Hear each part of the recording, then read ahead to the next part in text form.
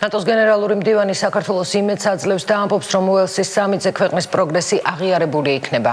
ბრიუსელში ნატოს შტაბ-ბინაში ნატოს წევრი ქვეყნების თავდაცვის მინისტერიალი მიმდინარეობს 28+1 ფორმატის შეხვედრას საქართველოს თავდაცვის მინისტრი ირაკლი ალასანიაც ესწრება.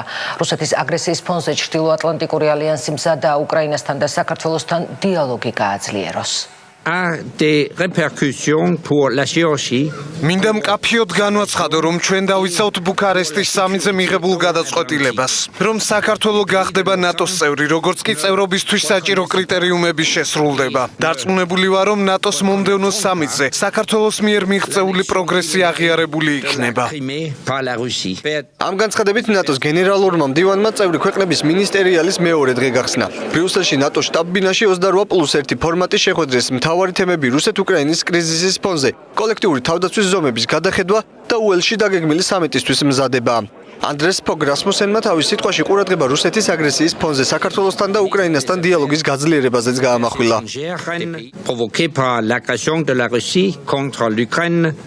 ნატოს წევრი ქვეყნები არ აღიარებენ და არც მომავალში აღიარებენ რუსეთის მიერ ყირიმის უკანონო ანექსიას. ისევე როგორც ჩვენ არ ვაღიარებთ რუსეთის მიერ საქართველოს ტერიტორიების, სამხრეთ ოსეთისა და აფხაზეთის დამოუკიდებლად აღიარებას. ნატო იცავს თითოეული ქვეყნის უფლებას, ჰქონდეს სუვერენული არჩევანი საგარეო და უსაფრთხოების პოლიტიკის თვალსაზრისით. დღეს ჩვენ გავაგრძელებთ აქტიურ დიალოგს საქართველოსთან, რომელთანაც მივახციეთ კარგ პროგრესს, განსაკუთრებით თავდაცვისა და უსაფრთხოების სექტორის მეტი გამჭვირვალობითა და პასუხისმგებლობით. ჩვენ ასევე ინტერესით ველით რეფორმების შემდგომ განხორციელებას და გავაგრძელებთ საქართველოს მხარდაჭერას ამ პროცესში. დღეს ამ განცხადებამ განსაკუთრებული მნიშვნელობა შეიძინა. გერმანიის კანცლერის მიერ 2 დღის წინ გაკეთებული განცხადების შემდეგ, რომ საქართველოსთვის მაპის მინიჭება ნატოს მომდევნო სამიტის თემა არ იქნება.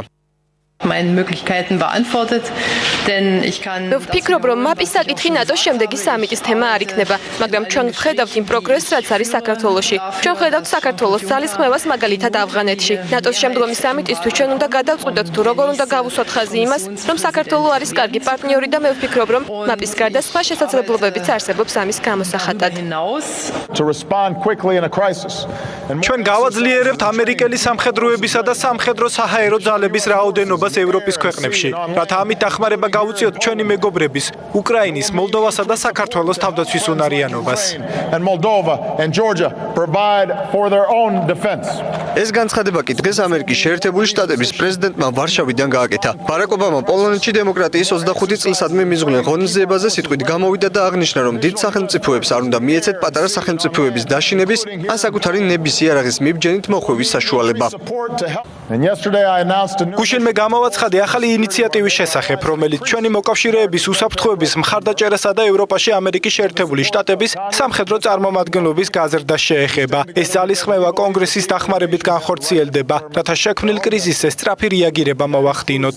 როგორც ამერიკის შეერთებული შტატები ზრდის სამხედრო წარმომადგენლობას, ასევე უნდა მოიქცნენ სხვებიც. ნატოს ყველა წევრი დაცული ალიანსის მიერ და ნატოს ყველა წევრმა თავისი წვლილი უნდა შეიტანოს ალიანსისთვის.